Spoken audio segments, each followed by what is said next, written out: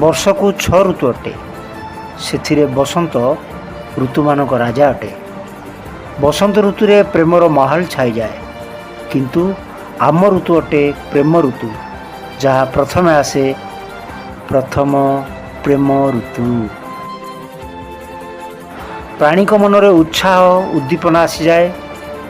ପ୍ରେମ ବାଣ୍ଟିବା ଓ ବଞ୍ଚିବା ଜଣେ ଅନ୍ୟ ଜଣଙ୍କ ପାଇଁ।